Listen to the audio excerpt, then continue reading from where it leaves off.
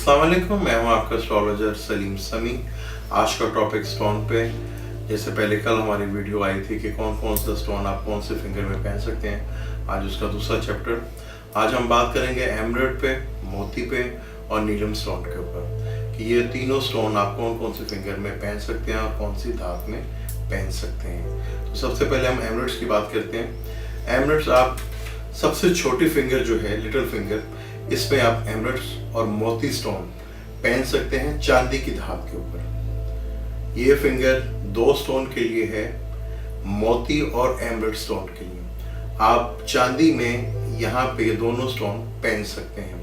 नीलम सबसे बड़ी फिंगर जो है, इंडेक्स फिंगर के साथ वाली फिंगर, इसमें आप नीलम पहन सकते हैं। नीलम तो वैसे धात उसकी लोहे की होती है, लेकिन लोहे पे अंगूठी नहीं बनती। तो 5 धातें अगर मिक्स करके अंगूठी बनाई जाए और उसमें नीलम पहना जाए तो आपको बहुत ज़्यादा फायदा होगा। आप सोना, चांदी, तांबा, पित्तल मिक्स करके नीलम की अंगूठी अगर बनाते हैं तो उसमें आपको बहुत ज़्यादा फायदा होगा। नहीं तो आप गोल्ड की अंगूठी में भी नीलम पहन सकते हैं, इससे आपको फायदा होगा। नीलम को कभी चांदी में मत पहनीजिएगा। चांदी मून का होता है, मून का ताल्लुक इमोशन और जज्बात से होता है, और सैटर्न का काम है उसमें डिले पैदा करना, टेंशन पैदा करना। मून और सैटर्न जब इकट्ठे होते हैं तो एक योग बनता है जिसे कहते हैं विष योग, जो हॉरोस्कोप में अच्छा नहीं माना जाता। मेरा पेज है सलीम समी एस्ट्रोलॉजर, उसे लाइक कीजिएगा, कमेंट्स कीजिएगा, मुझे आपके कमेंट्स का इंतजार रहेगा।